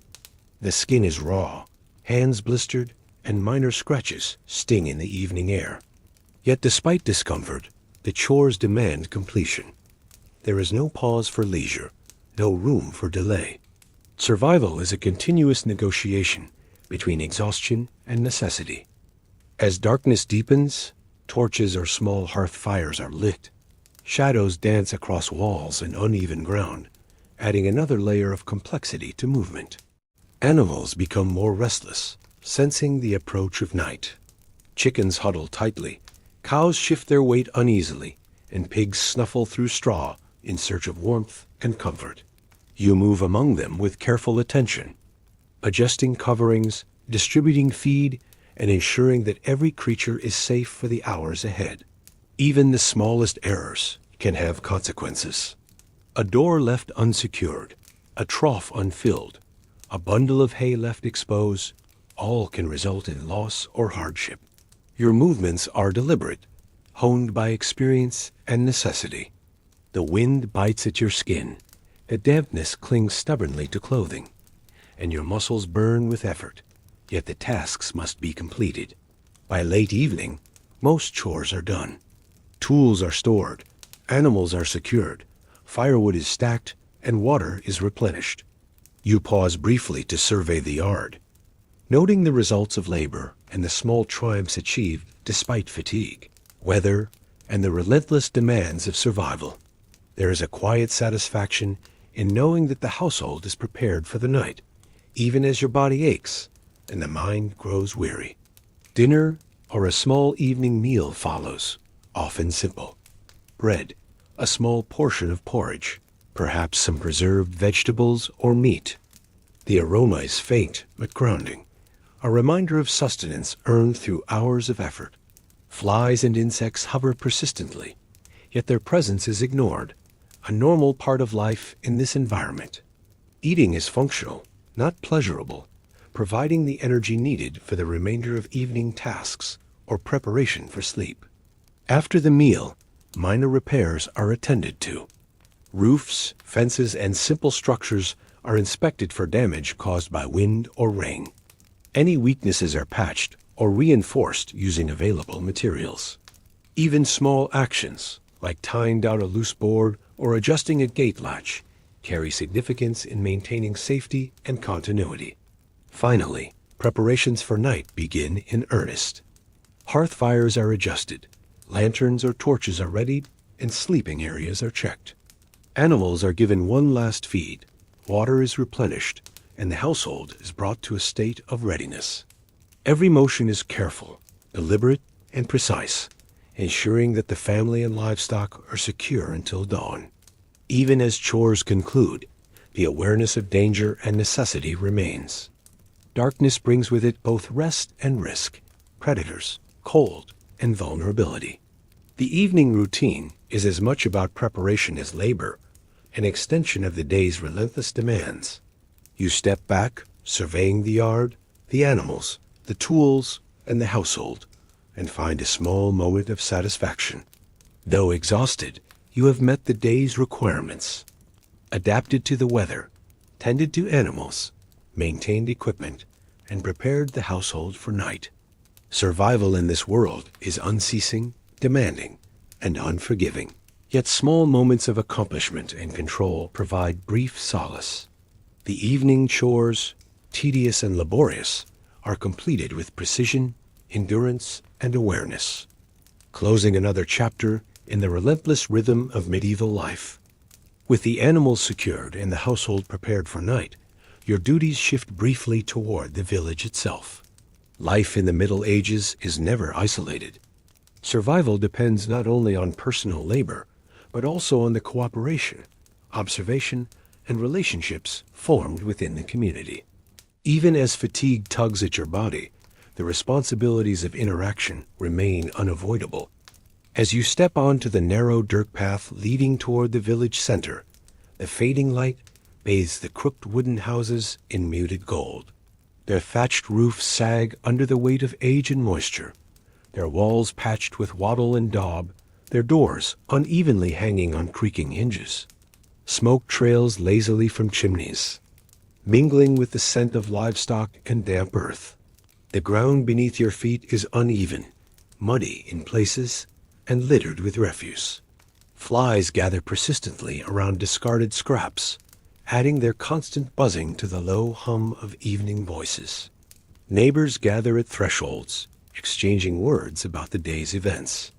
Their voices are weary, carrying the same exhaustion etched into your own bones. Conversations revolve around harvest yields, broken tools, injured animals, and the constant worry of illness or poor weather. News travels slowly, distorted through repetition, yet every word carries weight. You pause, listening with care, aware that information, however small, can mean the difference between preparedness and vulnerability. Children weave between the adults, their laughter subdued, their games reflecting the realities of their environment. They play with carved wooden figures, scraps of cloth, or bundles of straw, their imaginations transforming mundane objects into tools of amusement. Yet even their play serves a purpose, practicing the chores they will inherit, rehearsing the roles expected of them in adulthood. A child drags a small stick along the ground, pretending to till soil, while another mimics carrying water. You watch with quiet recognition, remembering that such rehearsals are less entertainment than preparation for survival. Interactions are not always light-hearted. Disputes simmer beneath the surface over grazing rights, property boundaries, or perceived slights. Voices rise occasionally, sharp and edged, before lowering again under the collective pressure of necessity.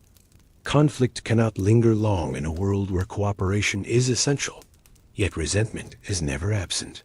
You pass by such exchanges, nodding to both parties, careful not to involve yourself in disputes. It could spiral into long-standing animosity. At the center of the village, a communal well draws attention. Buckets creak as they are lowered and lifted, the rope groaning under the strain. Water sloshes, spilling onto the stones, mixing with mud already thick from constant use. You wait your turn in the line, shifting your weight from one sore foot to the other. Conversations swirl around you, voices weaving into a tapestry of shared concern. Talk of crops, of weather, of rumors carried by traveling merchants or wandering monks. The well is more than a source of water. It is the heart of communication. Here, news is exchanged, bonds are reinforced, and disputes are quietly mediated. You nod politely to neighbors, offering brief greetings, exchanging short phrases of courtesy. Eyes glance toward you, gauging your health, your mood, your reliability. Reputation matters greatly. Here, trust and suspicion alike are earned through daily actions. Merchants sometimes linger in the village square, their carts laden with modest goods, coarse fabrics, tools, spices in small pouches, or cured meats. Their presence brings excitement, curiosity, and wariness. Prices are high, goods scarce, and barter often replaces coin. You step closer, examining a small collection of wares, noting the foreign smell of leather, the unusual texture of imported cloth. The merchant's eyes watch carefully, weighing your ability to trade. A sack of grain, a portion of firewood, or a crafted tool may serve as payment where coins cannot. The exchange of goods is rarely swift. Negotiations drag, voices low and deliberate, each side seeking to preserve dignity while securing advantage. You watch, learning the rhythm, recognizing that every object, every service, holds greater value here than in lands of abundance. A single knife can represent security. A spool of thread, the difference between patched clothing and exposure to cold.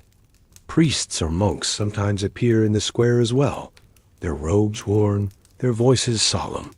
They speak of faith, duty, and humility, urging patience through hardship, warning of sin, and promising salvation. Their presence commands attention, their words binding the community with shared belief, whether embraced wholeheartedly or accepted with quiet resignation. You bow your head politely, aware of their influence, cautious to remain respectful. Interactions extend into the realm of obligation.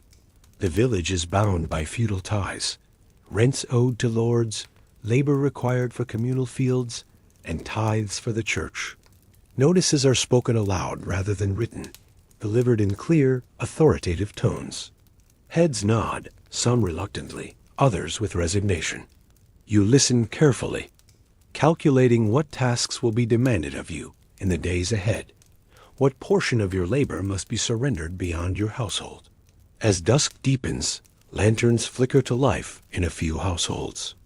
The warm glow spills unevenly onto the path, contrasting against the encroaching darkness.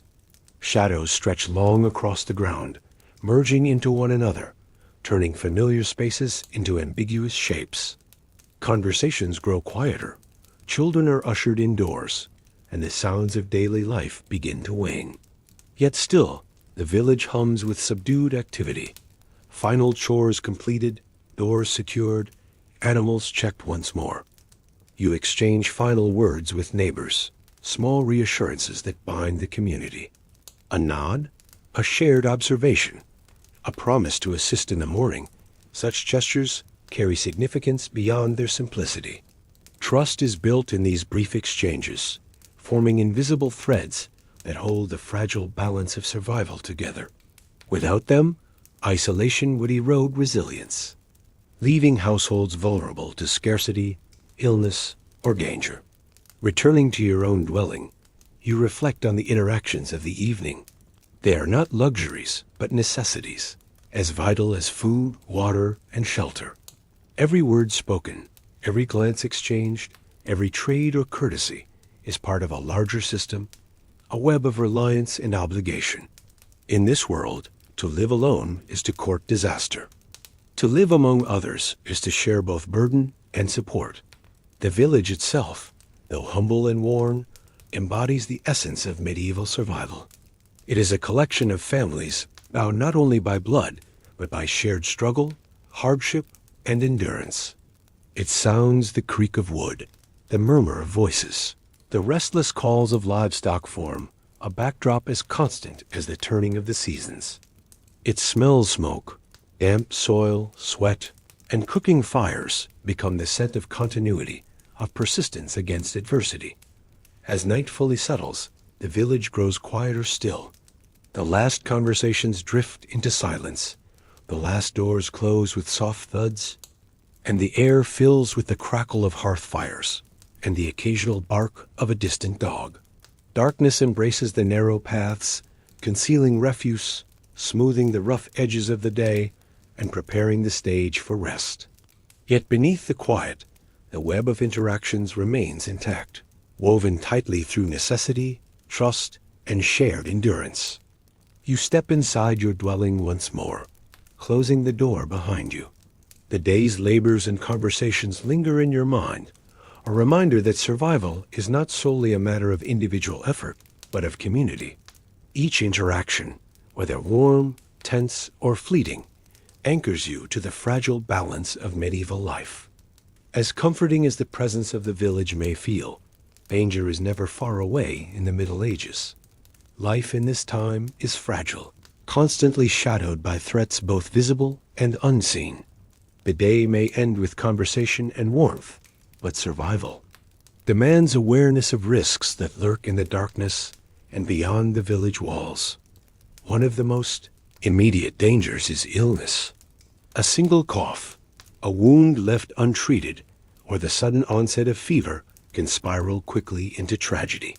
Medical knowledge is limited, and remedies often consist of herbs, prayers, and superstition rather than science.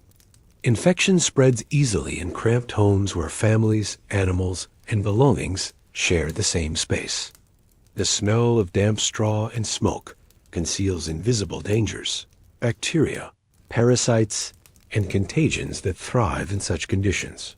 You know, that even a small cut from a farming tool could mean a festering wound, a fever that no herb can break, and a life cut short.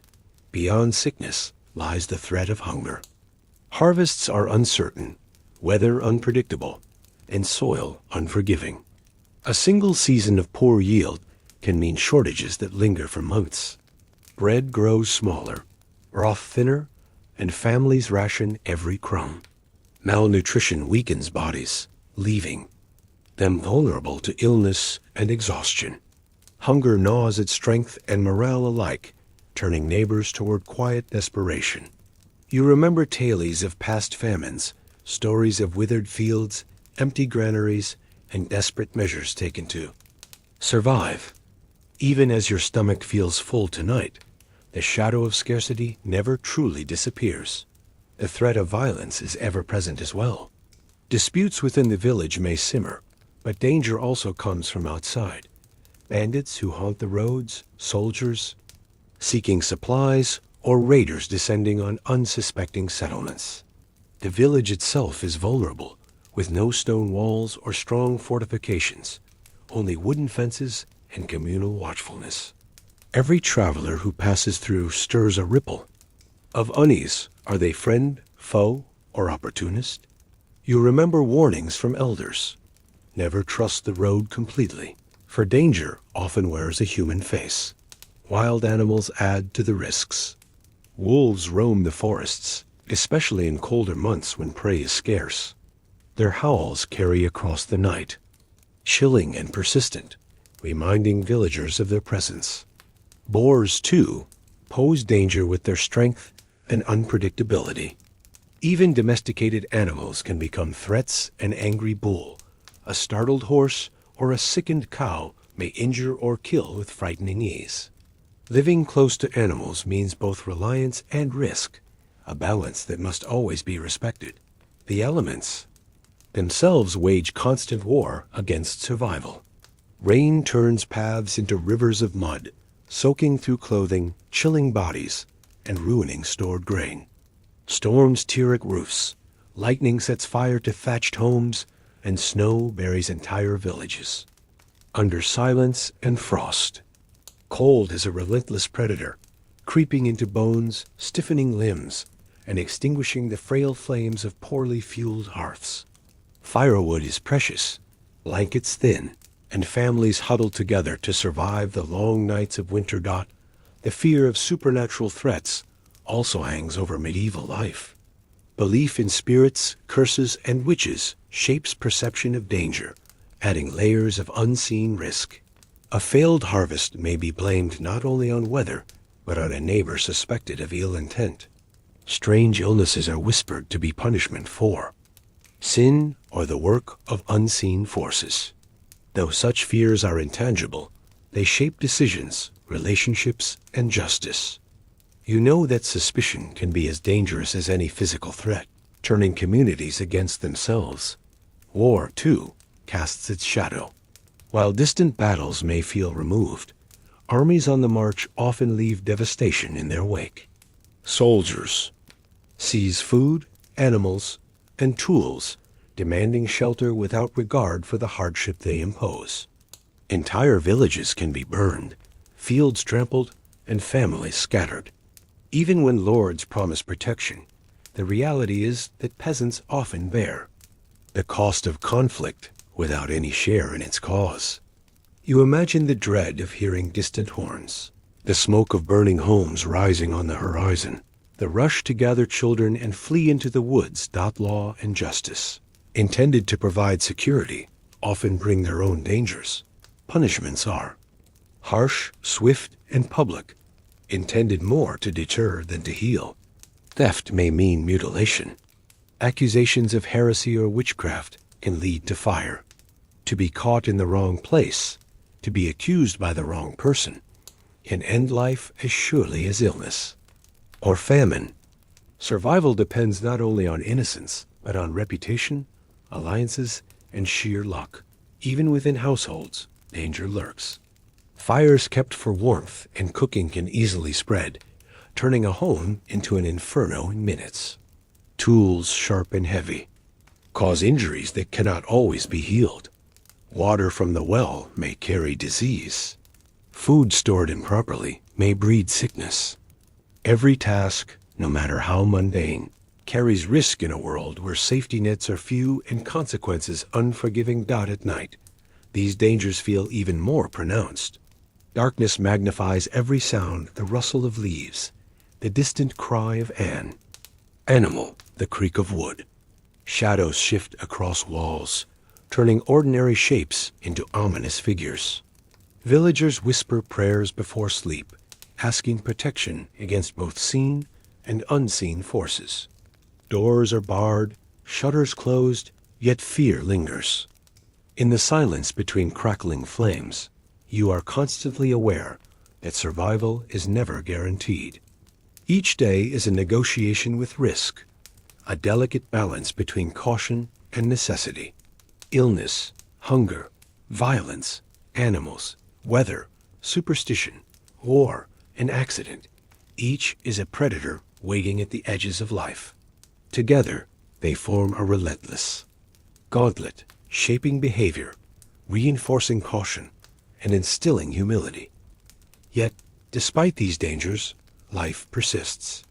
Families continue to work the land, children continue to play, and communities continue to endure. Fear does not erase resilience. It sharpens it. Awareness of danger shapes vigilance, cooperation, and the traditions that keep people alive. Every prayer, every custom, every precaution is born from hard experience. As you prepare to return home from the village square, you feel these dangers pressing at the edge of your mind.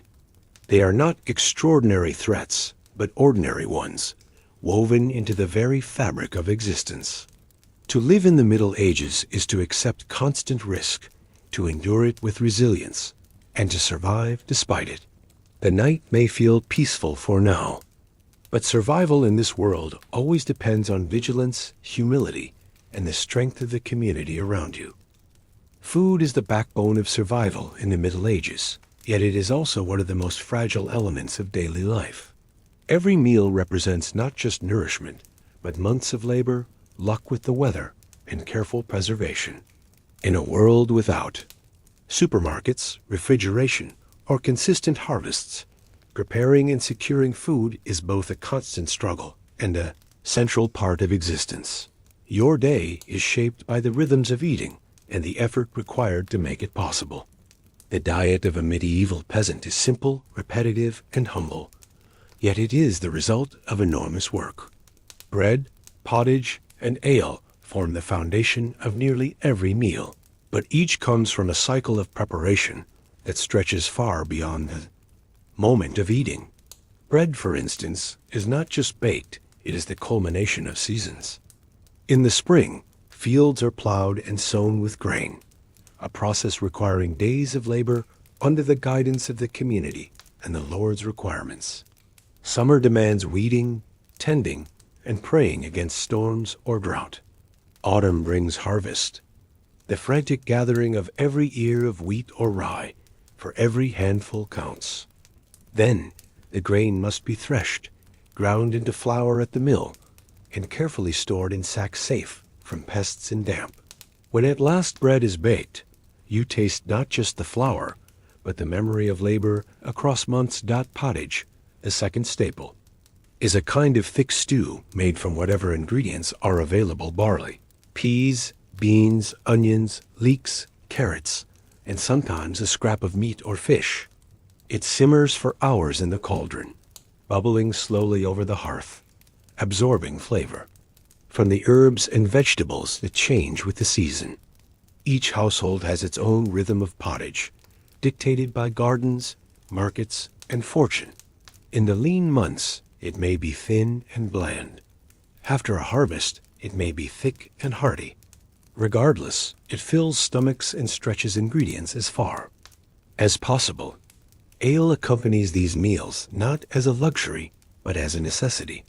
Water is often unsafe, carrying disease or contamination from animals and waste. Brewing ale at home ensures a drinkable supply. Grains are soaked, boiled, and fermented, creating a mildly alcoholic beverage that nourishes as much as it hydrates. Women often serve as brewers, and their skill can determine whether a household thrives or falters. The flavor of ale varies wildly from one household to another, but every sip is safer than the water from the well. Meat is rare for peasants, reserved mostly for festivals, feasts, or special occasions. Chickens may provide eggs, but they are too valuable to eat often. A pig might be slaughtered once or twice a year, providing precious fat and salt pork to last through the winter. Hunting is generally forbidden, as forests belong to the Lord, and poaching is harshly punished. Fish, however, is more common, especially near rivers or lakes, and preservation through salting, smoking, or drying allows it to be stored for weeks or months. Preservation is as important as production. Salt is precious, not just for flavor, but for survival. Meat and fish are salted to last through the cold months. Grain is carefully stored, and cheese is made from milk to prevent waste. Each technique is an answer to scarcity, ensuring that food is stretched as far as possible. Without preservation, winter would be unbearable, and famine an even more frequent visitor. Preparation itself is labor-intensive. Grinding grain into flour is done at the village mill, often at the command of the Lord, who takes a portion as payment. Women spend hours kneading dough, tending hearths, stirring pots, and watching over bubbling cauldrons. Cooking is not simply following a recipe. It is a constant management of fire, smoke, and scarce resources. There are no precise measurements or timers. Knowledge is passed by experience, through watching mothers, grandmothers, and neighbors. Feasting, though rare, punctuates the monotony of humble meals. On feast days or after a successful harvest, tables may groan under roasted meats, fresh bread, cheese, ale, and sweets made from honey. These occasions are more than meals. They are community celebrations, reminders of abundance amid scarcity. Music, laughter, and storytelling accompany the food, binding the village together in shared joy. But even in these moments, peasants know the feast is temporary, a bright interruption in the long struggle for survival. The seasons dictate the variety of meals more than personal choice. In spring, fresh greens like nettles and leeks appear, offering relief from the long winter. Of salted foods, summer brings berries, fruits, and occasional honey, adding sweetness to otherwise plain diets. Autumn is the season of plenty, when grains, apples, and root vegetables are gathered and stored. Winter, however, is lean and harsh meals shrink. Variety disappears, and survival depends on how well families planned and preserved. Food is also a marker of status. While lords and nobles dine on roasted meats, spiced dishes, and imported luxuries like sugar or citrus, peasants make do with what they can grow or trade. The gulf in diets reflects the gulf in privilege. You know that your bread is coarse and dark, while the Lord's is white and soft, made from finer flour. Your meals are repetitive, while his table groans with choice. Yet, for all the simplicity, your food sustains you, rooted in the land and labor that defines peasant life. Eating is often communal. Families gather around a single pot or loaf, breaking bread and dipping into the same dish. Knives may be shared, bowls passed, and spoons carved from wood used by many hands. Meals are not silent affairs, but moments of conversation, prayer, and gratitude, however humble the fare. A shared meal strengthens the bonds of household and community, reminding everyone that survival is a collective effort. The act of eating also carries ritual. Prayers of thanks precede meals, asking God's blessing for the food and those who prepared it. The rhythm of fasting and feasting, dictated by the church calendar, shapes the diet as much as the seasons. Days without meat, days of abstinence, and holy feasts create a sacred order to eating, tying daily bread to divine purpose. But even with all this labor and ritual, hunger is never far away. Poor harvests, unexpected storms, or pest infestations can empty granaries and gardens alike. Famine is a specter that haunts every household, a reminder that no amount of effort can fully control nature. For peasants, food is never simply taken for granted. It is a constant negotiation with the earth, weather, and fortune. as you eat your evening meal bread dipped in pottage. A sip of ale to wash it down, you taste more than the food itself. You taste the toil of sowing and reaping, the uncertainty of weather, the skill of preservation, and the fragile line between plenty and hunger. Every bite is a reminder that survival depends on countless small victories. A harvest safely gathered, a loaf successfully baked, a cauldron kept bubbling despite the lean months. The preparation of food, then, is not just about nourishment. It is a reflection of medieval life itself, laborious, uncertain, communal, and deeply tied to the cycles of nature and faith. To live in this world is to live in constant awareness of where your next meal comes from, and to appreciate even the simplest dish as a triumph of survival.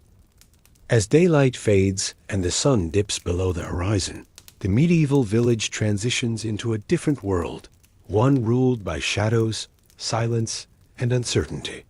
Nighttime in the Middle Ages is not a continuation of the day, but a separate experience. Entirely. Without electricity, artificial light, or reliable protection, the hours of darkness are filled with both vulnerability and mystery. For you, surviving the night is as much a challenge as enduring the labor of the day. The most immediate difference is the absence of light.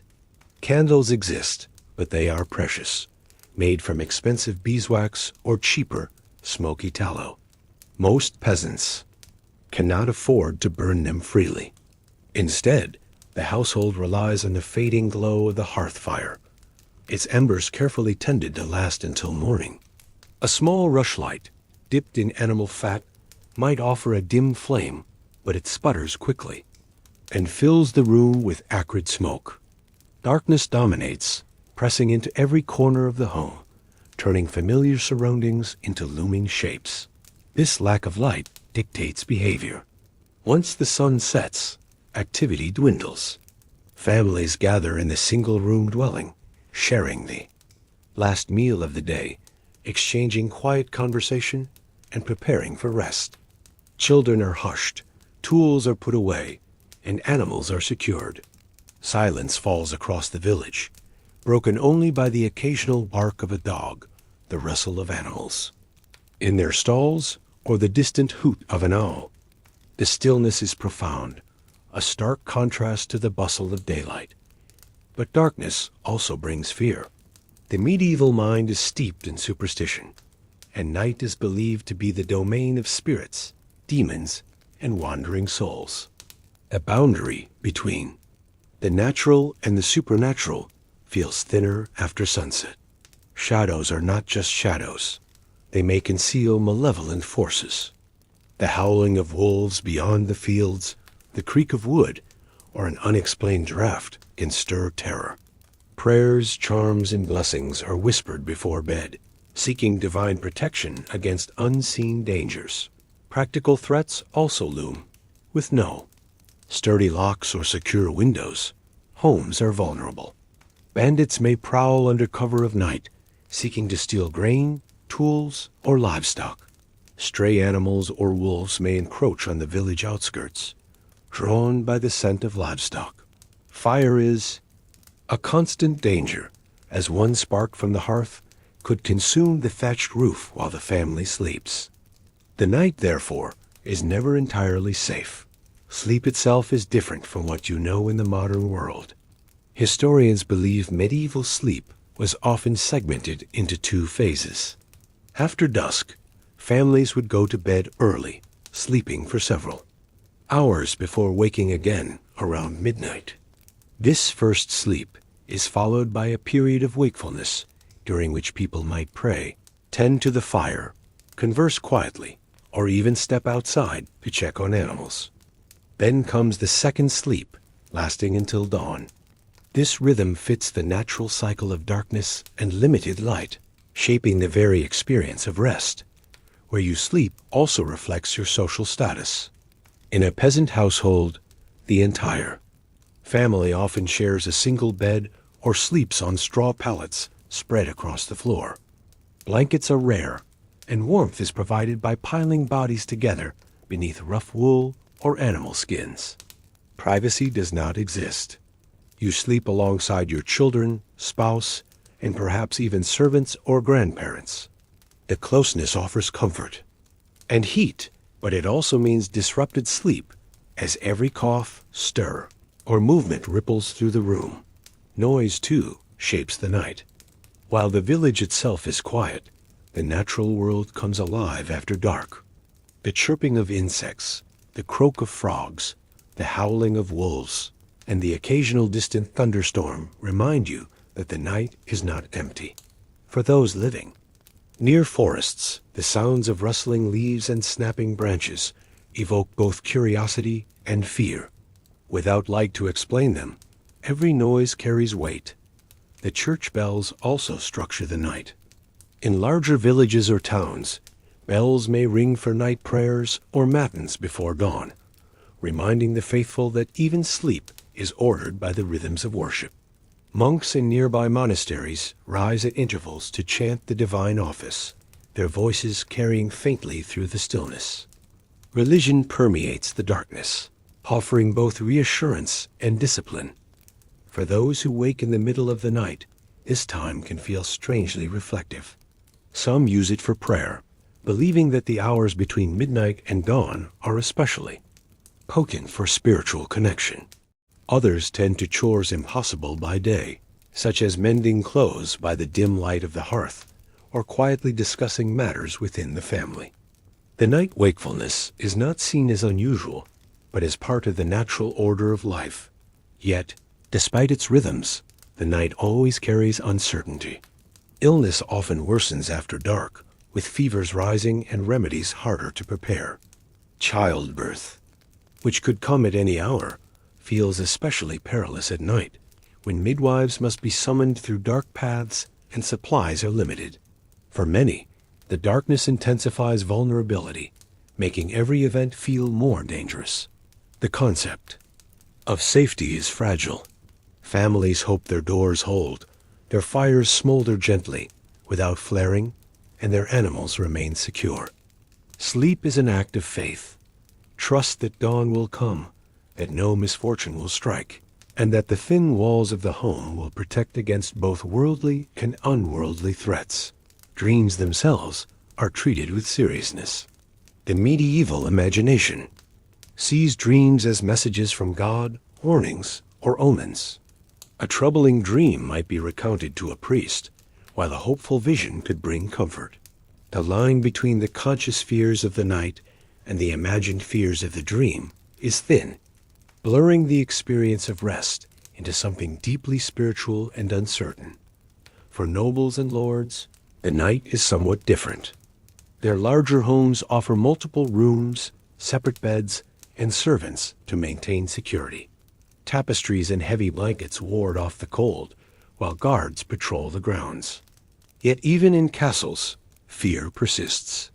Superstitions, the threat of fire, and the vulnerability of dark hours remain universal. Wealth buys comfort, but not absolute safety from the night dot. As dawn approaches, the rhythm shifts once more. The sky lightens, the cock crows, and the village begins to stir. Relief accompanies the return of light as the dangers and mysteries of the night retreat. Fires are rekindled, animals fed, and tools readied for another day of toil. Surviving. The night feels like a small triumph, one repeated countless times across a lifetime. Nighttime in the Middle Ages, then, is not restful in the modern sense. It is a period of enforced stillness mixed with unease, shaped by superstition, vulnerability, and segmented rhythms of sleep. To last a single night requires caution, faith, and the ability to live with uncertainty. When you lie down on your straw bed, pulling rough wool over your body, you do not take comfort for granted. Every flicker of firelight, every whispered prayer, and every shared breath in the darkness reminds you that survival in the Middle Ages is as fragile at night as it is during the day. Surviving even a single day in the Middle Ages is not just about enduring the physical hardships of labor, hunger, or exposure. It is also about navigating the psychological weight of life in an unpredictable and fragile world. Reflection, whether through religion, communal bonds, or personal endurance, becomes a vital part of survival. To understand why you would not last long in such an era, you must consider not only the external conditions, but also the inner mindset required to endure. Then from the moment you wake in the dim light of dawn to the moment you lie down again in the dark, life is defined by uncertainty. Will the harvest succeed or fail? Will illness strike the family? Will the Lord increase taxes or demand service in his army? Every day carries with it the possibility of catastrophe, yet people press on with determination, finding meaning in faith, duty, and shared struggle. One of the most striking features of medieval life is its profound reliance on religion. The church is not just a place of worship, it is the center of community life, the framework for understanding the world, and the ultimate source of hope. Survival is often framed in spiritual terms. If your body suffers, your soul must endure. People interpret hardships as tests of faith or punishments for sin. A poor harvest is seen not merely as bad luck, but as divine judgment. Illness may be understood as both a natural and spiritual affliction. In such a worldview, reflection is constant, and survival is tied to maintaining a right relationship with God. For the medieval villager, prayer and ritual structure the day. Bells call to morning mass, evening prayers, and festivals marking the seasons. The repetition of these practices offers stability in an unstable world. While modern life values individualism and personal control, the medieval mind finds comfort in collective faith and shared ritual. Reflection is communal. Your suffering is not endured alone, but as part of a village that prays together, fasts together, and celebrates feast days together. Yet reflection also arises from hardship itself. When you labor in the fields from sunrise to sunset, your body aches, your hands blister, and your back bends under strain. In those quiet moments between tasks, or while staring across the endless rows of crops, you have time to think not about abstract ambitions, but about survival, family, and endurance. Reflection here is not leisurely, but necessary, a way to reconcile the monotony and suffering with the meaning of life. The fragility of life is ever present. Infant mortality is high, disease is rampant, and accidents can be fatal. Most families have lost loved ones at young ages. Death is not a rare event hidden away in hospitals. It is woven into daily life. Graves line the churchyard, reminders that every villager will one day join them. For the medieval person, survival is not taken for granted, it is acknowledged. As a daily victory, each sunrise a gift. Reflection, therefore, carries a sobering quality. Life is fleeting, and one must live in preparation for both hardship and eternity. Community plays a central role in survival.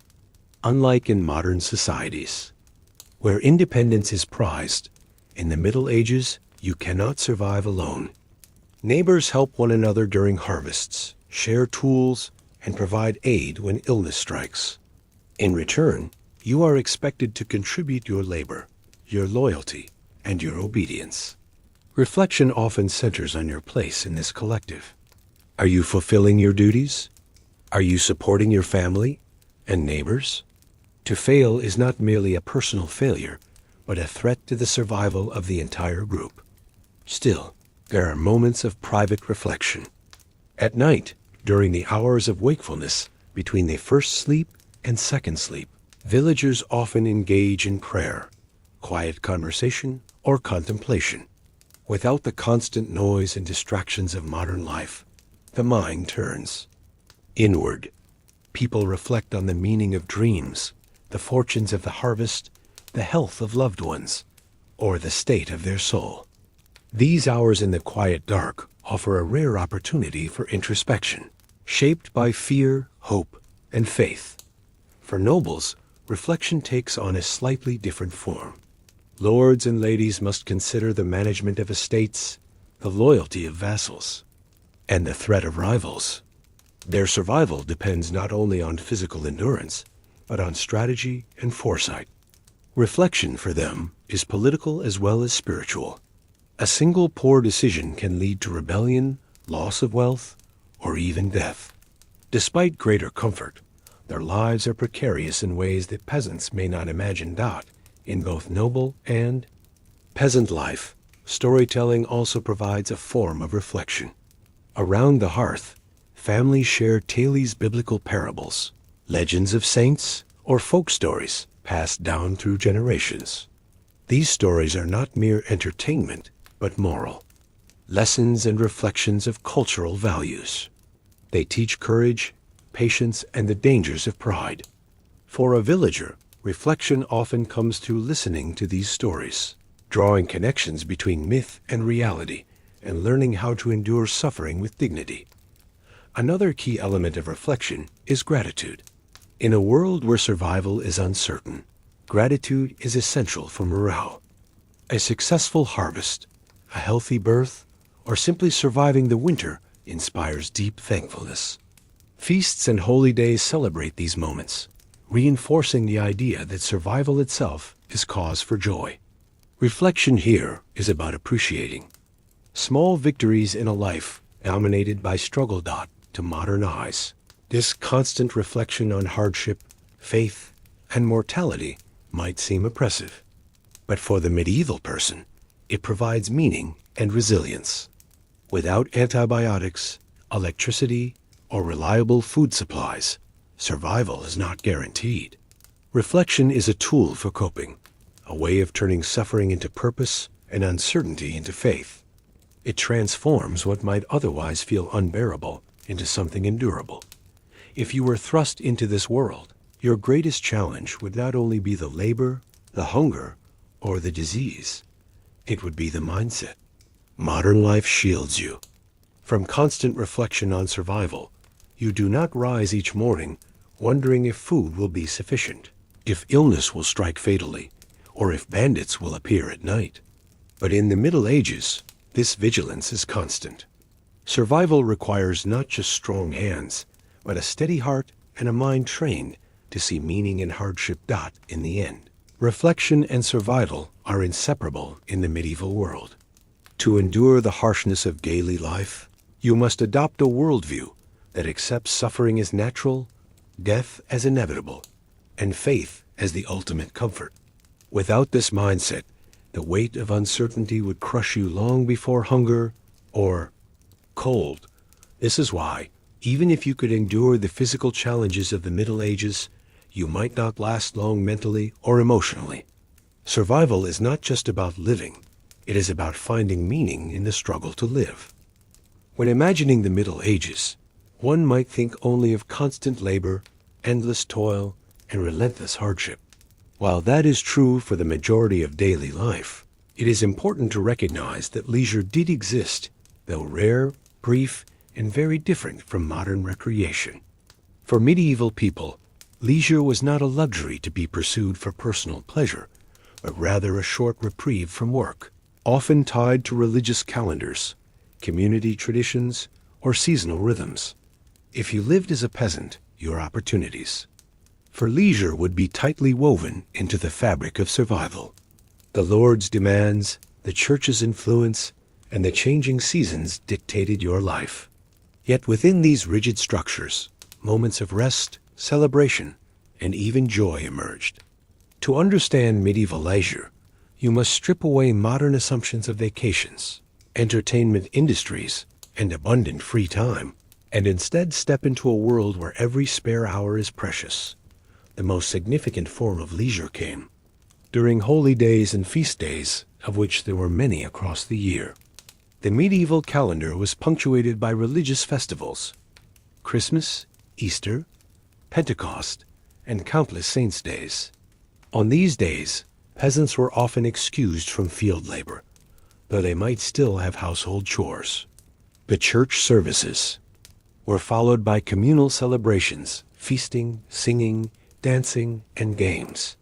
These moments brought the village together, strengthening bonds that were essential for survival. For peasants, Such days offered not just rest, but a rare chance to eat more lavishly, drink ale more freely, and enjoy music and dance. Games and sports also provided brief leisure. Medieval peasants played ball games, wrestling matches, and other rough competitions.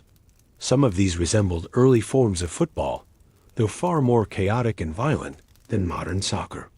Villagers might divide into teams based on streets or parishes, with entire communities chasing a ball across fields, rivers, and even through houses.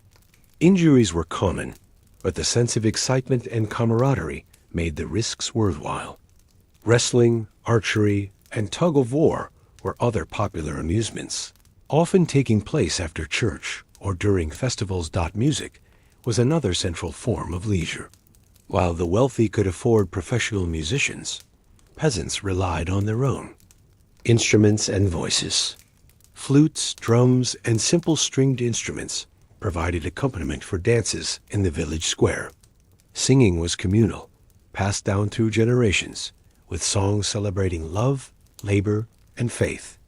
For many, music blurred the line between work and leisure. Peasants often sang while working in the fields or spinning wool.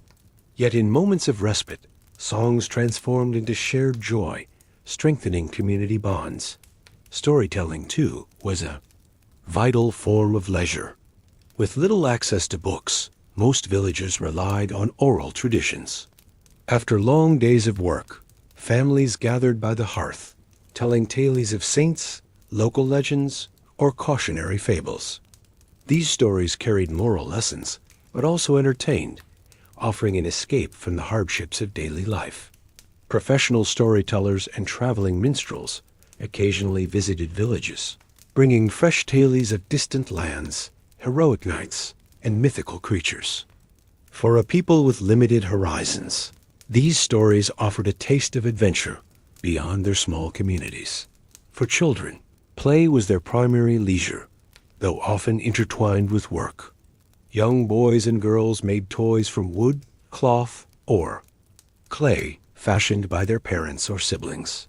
Games of tag, hide and seek, and mock battles filled their rare free hours. Sometimes children imitated adult tasks, pretending to herd animals or help in the fields. Though their lives were shaped early by labor, children still carved out moments of play, reminding us that even in the harshest times, joy was never entirely absent. Nobles experienced leisure differently. Their status allowed for pursuits beyond the reach of peasants. Hunting was a favorite pastime among lords and ladies, not only for sport, but also as a symbol of power and privilege. Large hunting parties with hounds and falcons displayed wealth and control over land. Tournaments were another noble form of leisure. Jousting, melee combat, and archery contests showcased skill and valor. For the nobility, leisure often reinforced social hierarchy, reminding both peasants and peers of their status and authority. Board games such as chess and backgammon also spread among the wealthy. Chess, introduced from the Islamic world, became a favorite in noble courts. Beyond its entertainment, it symbolized strategy, intellect, and the order of medieval society, with kings, queens, knights, and pawns representing the hierarchy of the feudal system. For nobles, leisure was not idle relaxation. It was another stage to display wealth, skill, and refinement. Pilgrimages offered a unique form of leisure that blurred the line between spiritual duty and recreation.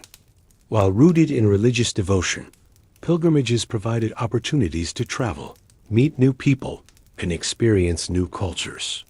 For many, it was the only chance in a lifetime to leave their village and see the wider world.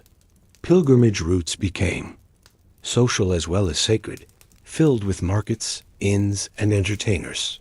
Though not leisure in the modern sense, these journeys gave medieval people a rare taste of adventure and novelty. Seasonal rhythms also shaped leisure. Winter, when the fields demanded less labor, offered more time for indoor crafts, storytelling, and small gatherings. The long nights encouraged communal singing, feasts, and games played by firelight. Summer, by contrast, demanded long hours in the fields, leaving little time for recreation. Leisure was thus not evenly distributed throughout the year, but concentrated in specific moments when labor eased. One of the most overlooked aspects of medieval leisure is its communal nature. Unlike modern leisure, which often emphasizes personal hobbies and private relaxation, medieval recreation was almost always shared. Dances, games, feasts, and stories brought people together, reinforcing community bonds that were vital for survival. Solitary leisure was rare, not only because work consumed so much time, but also because isolation was impractical in a world where collective effort meant survival. Of course, leisure had its limits. For peasants, leisure was never free of obligation. A feast day might provide rest, but it also meant preparing food, brewing ale, and contributing to the community. A village game could bring joy, but it also carried risks of injury that might make work impossible. Leisure was precarious, always overshadowed by the demands of survival. If you were placed in this world, you might struggle to appreciate medieval leisure.